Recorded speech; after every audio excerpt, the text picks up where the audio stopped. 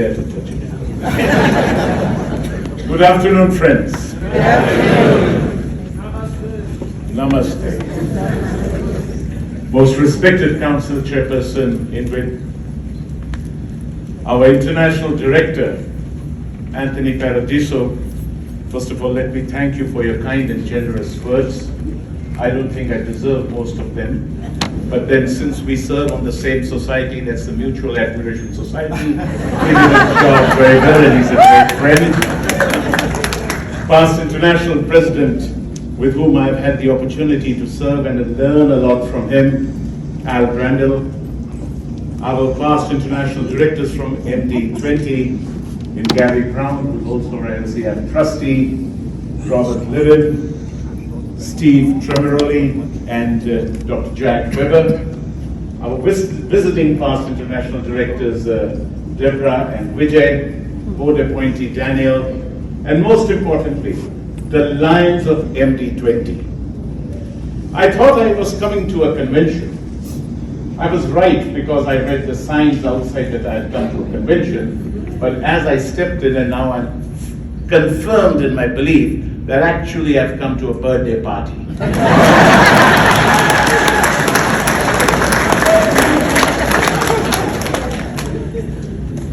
It's extremely rare. I think across the world there won't be any multiple district where they would have a past international director who's actually been a Lion 71 years. Woo!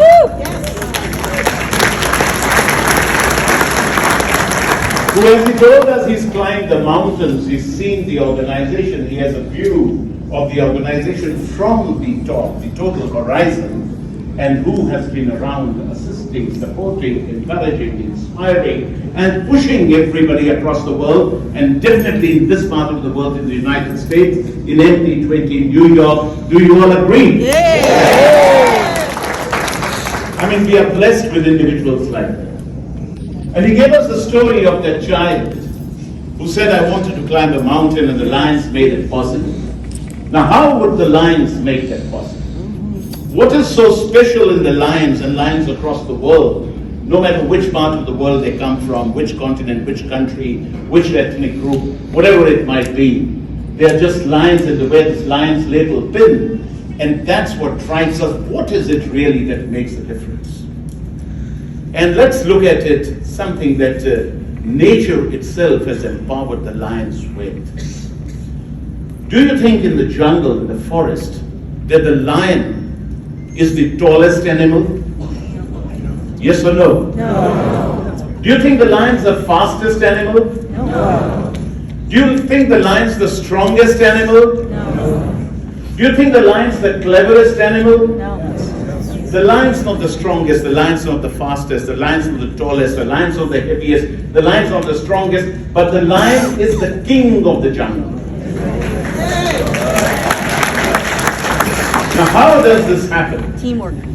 This happens because every time the lion sees some other animal, the lion believes, here comes my lunch. And the other animal, even before the combat has begun, believes that I'm gone, I'm dead, I'm vanquished. Every other animal believes, the belief system is, I'm born to be vanquished in a combat with the lion. And for the lion, the belief system is, I'm born to win. It's the system, it's the belief system that makes a difference. Lions, by nature itself, the way they have been blessed, they are animals that they believe that there's nothing that they can defeat them. They are the monarch of all they survey in the jungle. Similarly, in the human civilization, in the human eco-space, in all our countries, in all our continents across the world, we 1.4 million lions believe that we are serving our communities and there's nothing that can hold us back. And that is the reason we say with pride, where there's a need, there's a lion. As past President Al Brandel would love it, I borrow his words, we are the everyday heroes. Individuals who make the difference.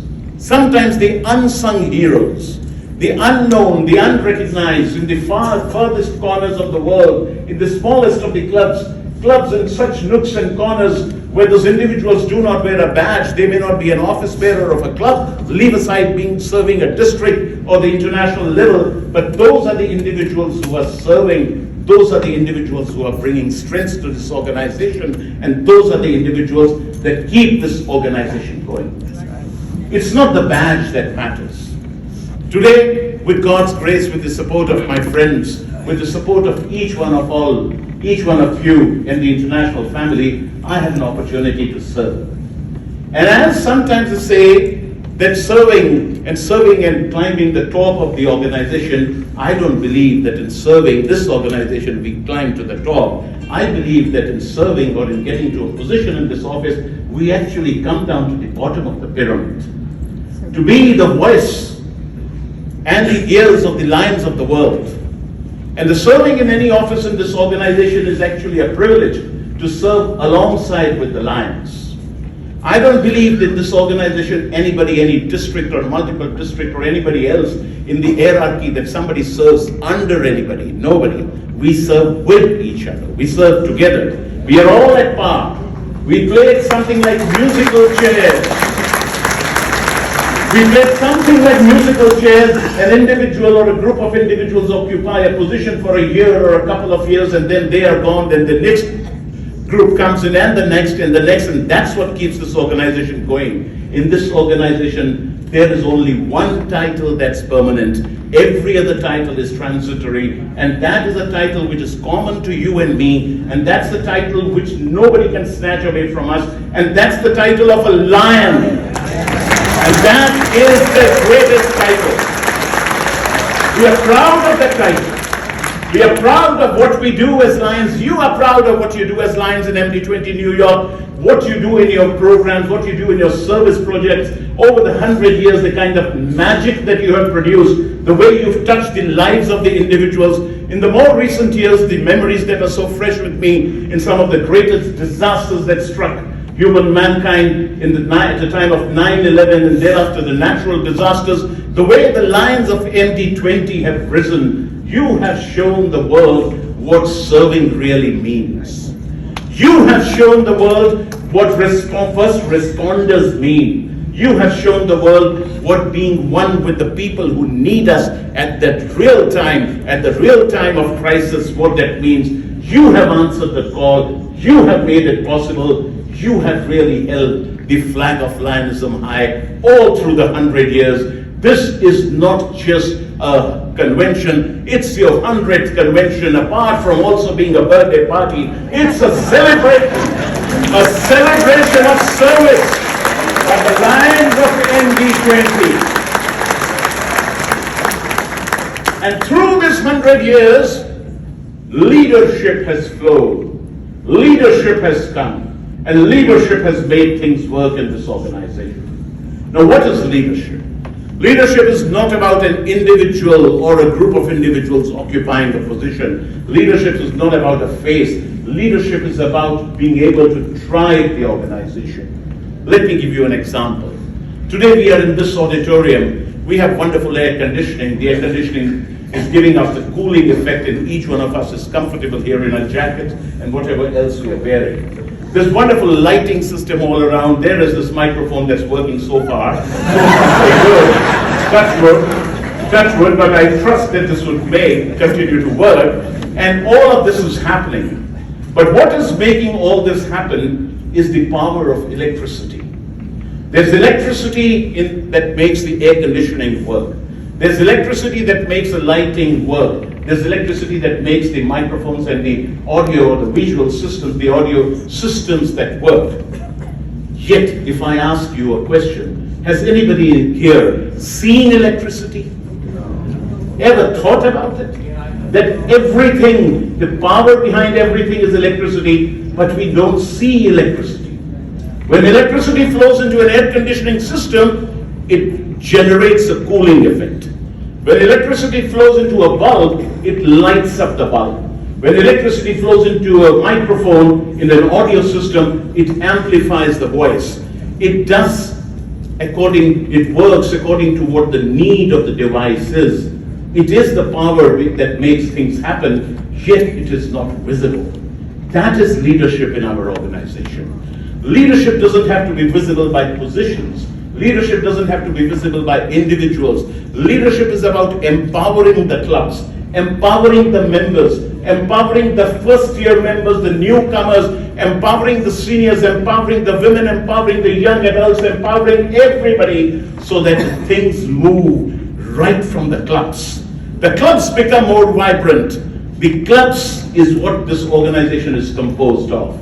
If Lions Clubs International has to be strong, it's the clubs that have to be strong. It's the clubs that are the constituents of this organization, of this wonderful association of ours. If the clubs are not strong, the association is not strong. The strength of the association is directly an aggregate of the strength of the clubs. It's as simple as that.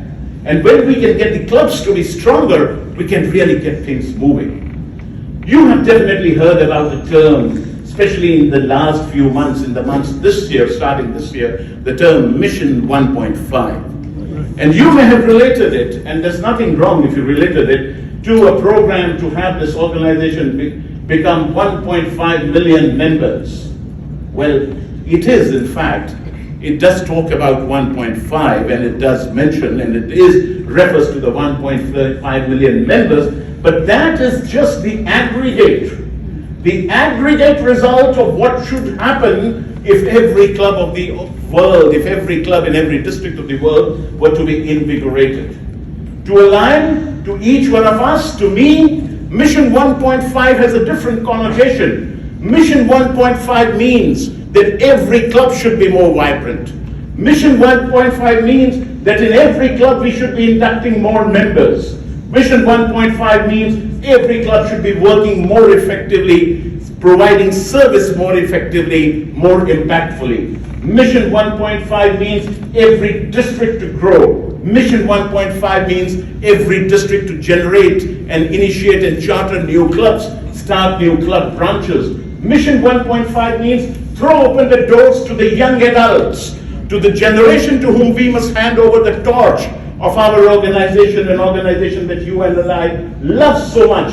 But if we want this organization to be continued in the future years, in the times to come, we need to hand over the torch to the next generation. Mission 1.5 means, of course, in 20K1 where you have 65% women, you don't need to do that. But across the world, that's not the case. Across the world, we need Mission 1.5 means that we must be able to tell and send out the important message. This is a good organization for women. This is where we respect women. It's a women-friendly organization. Throw open opportunities of leadership, of service, of giving them that respect so that more and more women join our organization. This is what Mission 1.5 is. The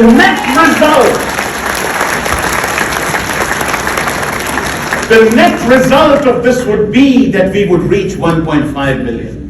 If this is done, the net result definitely would be that we would reach 1.5 million. The question thereafter is the question that's never been answered, and that I say that may have been answered, but it's not so easy to answer. Who shall bell the cat? Who will make it happen? The answer is very simple. Every lion. Especially starting with the lions like me who wear these badges. There has to be accountability. There has to be responsibility. There has to be responsibility for the bottom line. I cannot be wearing this badge and going out and speaking to the lions across the world, wherever in all kinds of meetings and talking to them about Mission 1.5 if I am not personally sponsoring newer members and not working towards chartering new clubs. I have no ethical right to do that. I have no ethical right to be even termed as a leader, although I believe that what we are in this organization, we are not just leaders, we are servant leaders, but I do not even deserve that term if I'm actually not contributing to it.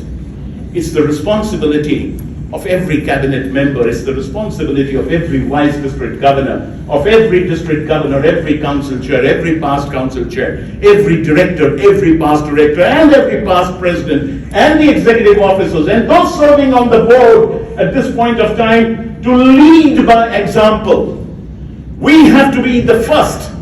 We have to be right in the front, to be leading by example, by inducting more members, by inviting more members, by working with the clubs that are weak, by holding them up, by hand-holding them, by giving them the support that they need. This is what we need to be doing. That is the work that leadership is all about.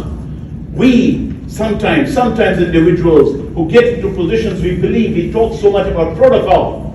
Protocol needs to be maintained. I am in that particular office, so I need to be respected. I need to be on the head table. I need to be in the middle chair. I need to be in the center chair, and all that's fine. My seat needs to be reserved because I am, or we are, holding a particular position. That definitely is protocol. Maybe that is the superficial term, definition of protocol according to me. According to me, protocol is a little deeper. Because I expect that my seat should be reserved, and that too sometimes in the center or just very close to the center, and it should be permanently reserved there, and I could be on the head table and the head dais, I need to pay a price. It doesn't come free of cost. There's no free lunch. And the price is, if I want to be the first to get that seat, I also need to be the first in a few other things, and that's protocol, and I'm coming to that. It means, hold on, I'll give you more opportunities to clap. I promise you I will. In my opinion, it means that when there's a fundraising drive that's being initiated, I should be the first one to put my hands in my pocket. I'm reserving the first. I am reserving the first, and I'm claiming the first. At the district level, the governor's claiming the first, and the first vice governors are claiming the first.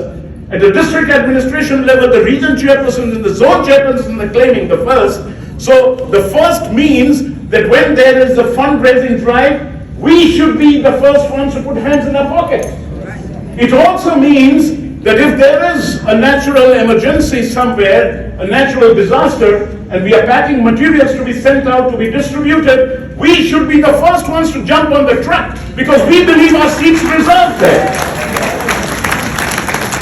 Protocol also means that when it comes to making a sacrifice that this organization needs, we need to push everybody behind and say, I'll be the first one to make the sacrifice because the first seat belongs to me.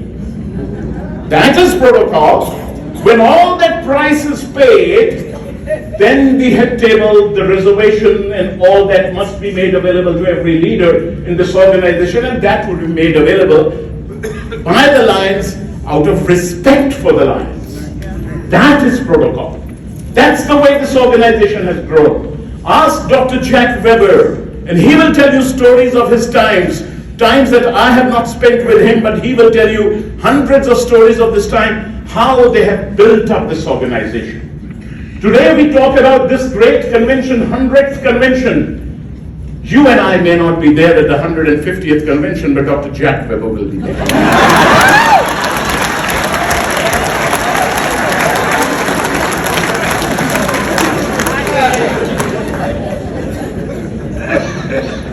His spirits would be there. Our spirits would be there. Today at this 100th convention, are we sure about what the 150th convention would look like? Are you sure what it would look like? I'm not too sure. Dr. Jack Weber, no claps for the next 3 minutes, because you'll interrupt my flow. And I speak from the heart. I speak to you something very serious. No fun. The fun part is over. Dr. Jack Weber went on to become the international director in 1984. That's the year I became a member of a Lions Club. I just checked up from Lions Clubs International. In 1984, the membership of MD20 New York stood at 23,239, with, in that particular year, 16 new clubs chartered. In 1994, it dropped to 19,000. 1995, In 2004, it dropped to 17,000. In 2014, it dropped to 15,000. Today it is 13,000 plus.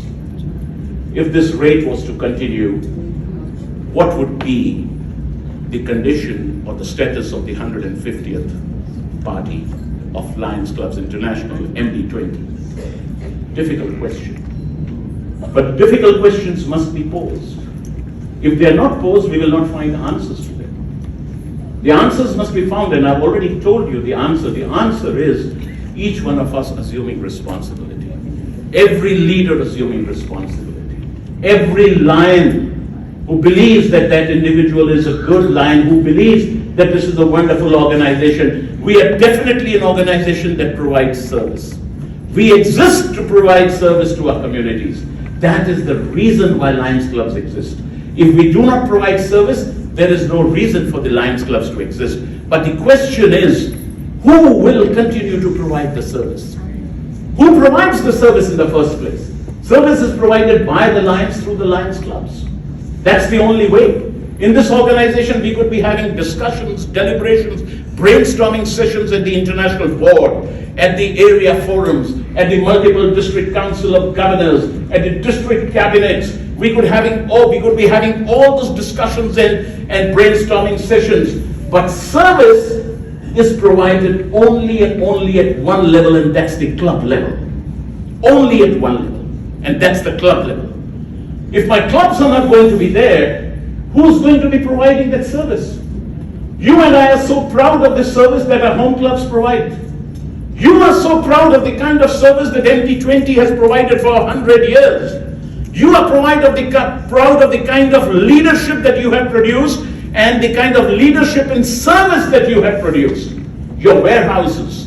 Past President Brandel was so proud about the warehousing system that you have, about the couriers and those vans that you have, that you can immediately ship material and transport material wherever it's required across the entire country, that you are now better geared to handle and to answer those natural disasters, to be able to provide support. But the question is, who will keep this story going?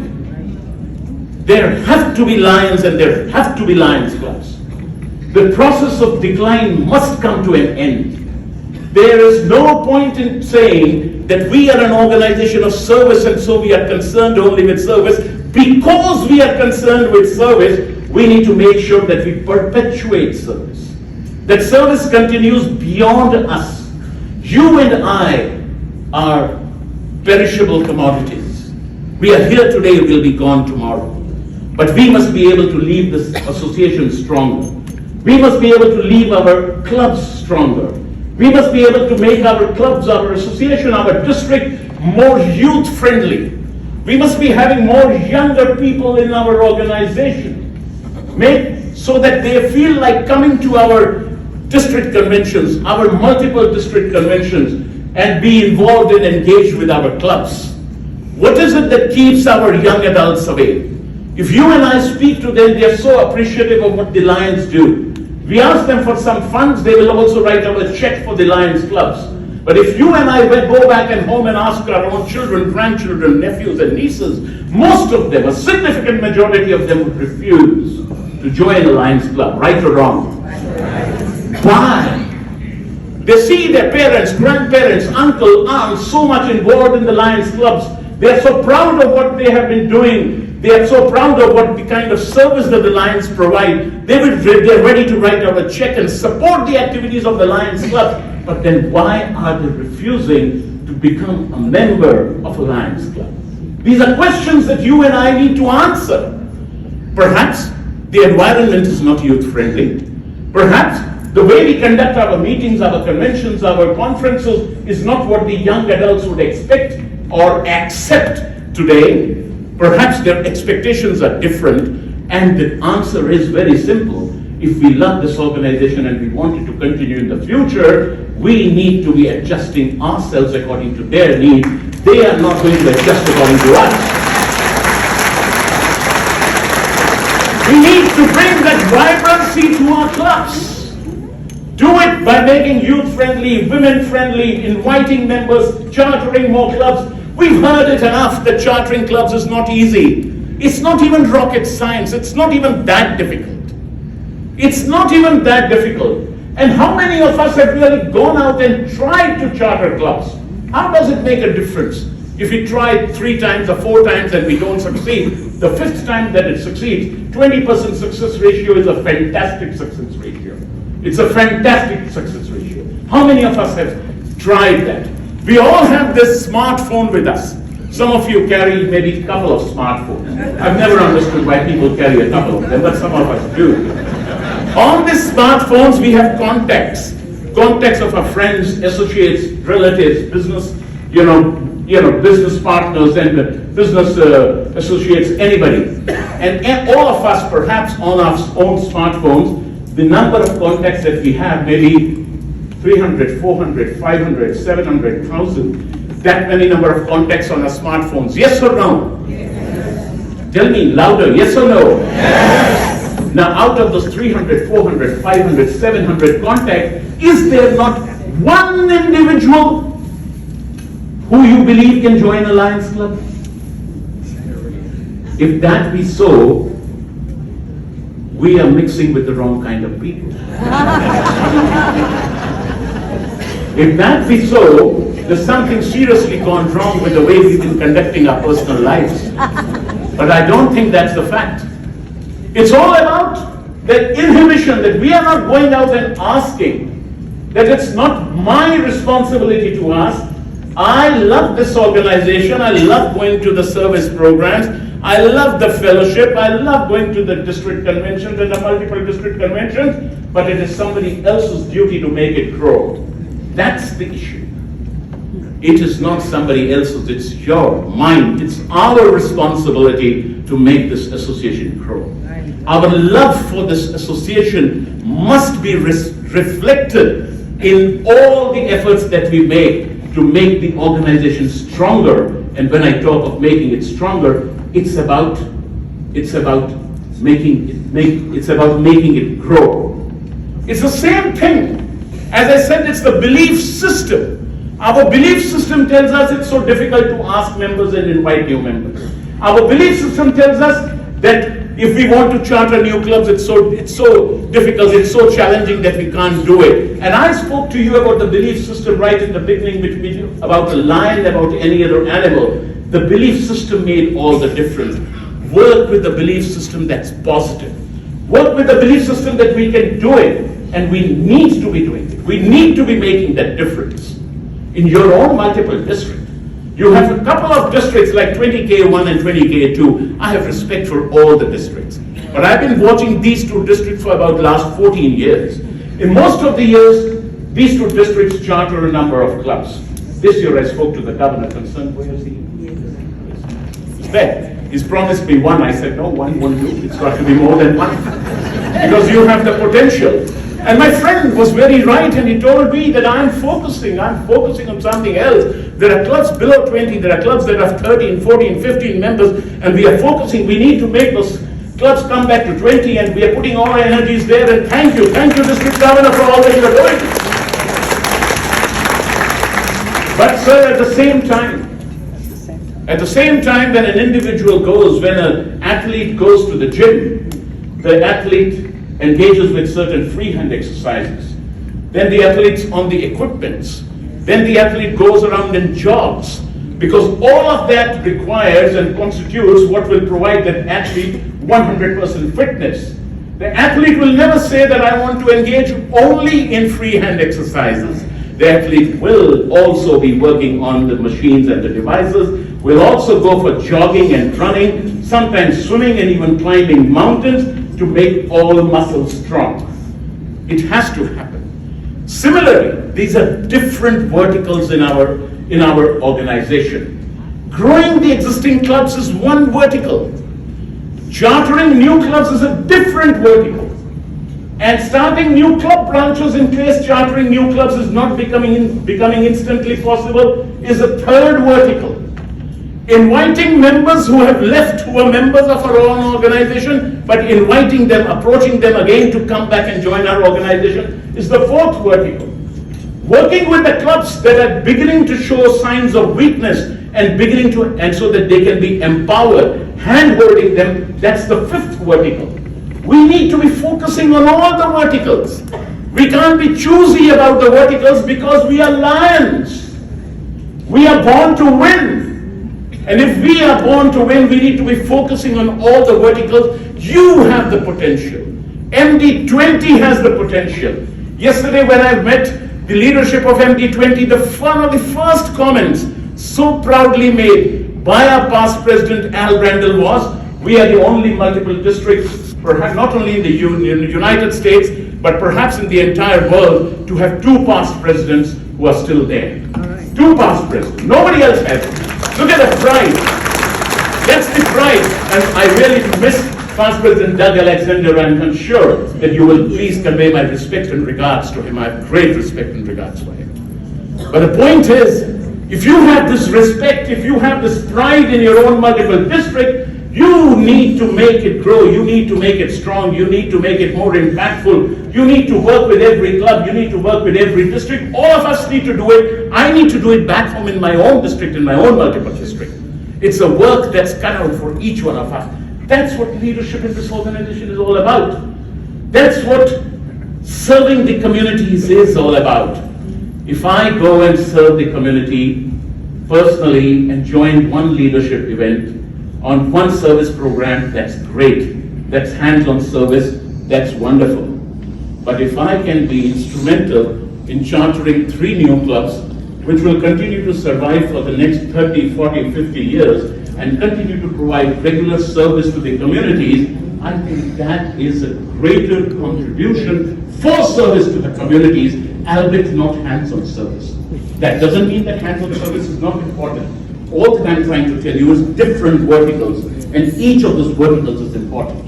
Friends, it's only in a gathering like this, a gathering of a multiple district with MD20 New York, that I can make this comment, because you are one of the finest multiple districts in the world.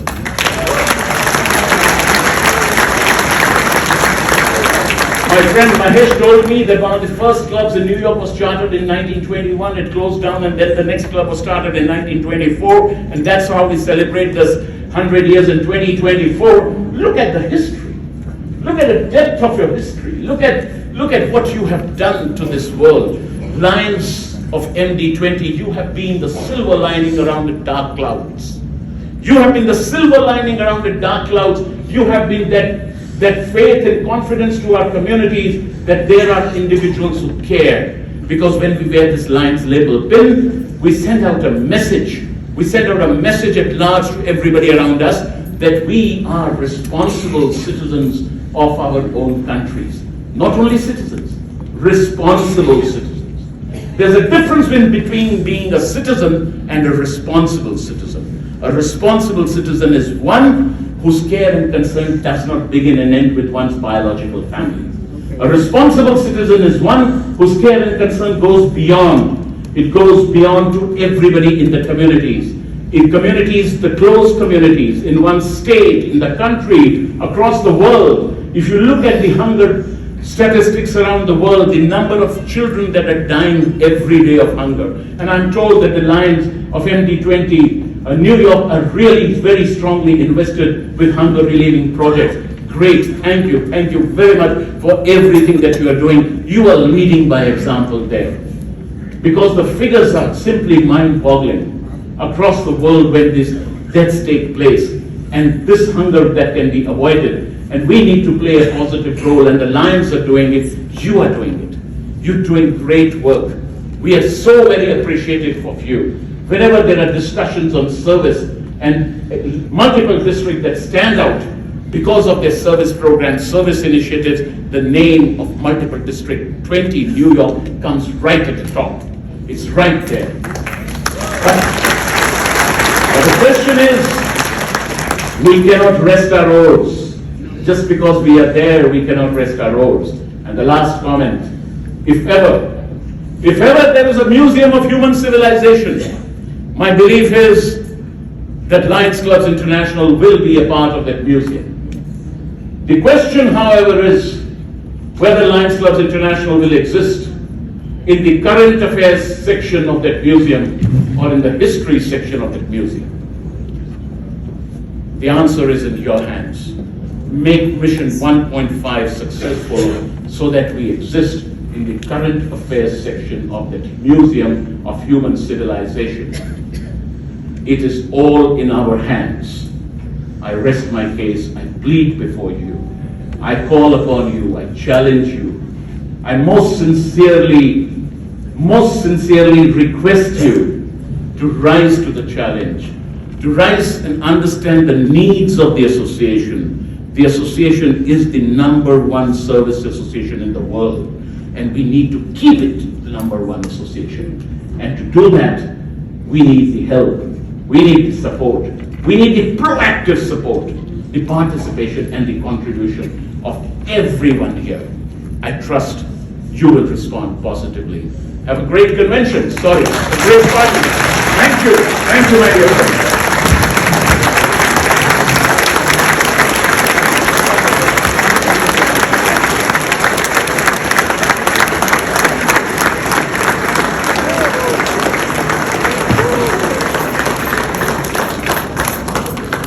And we give our second UPA another round of applause.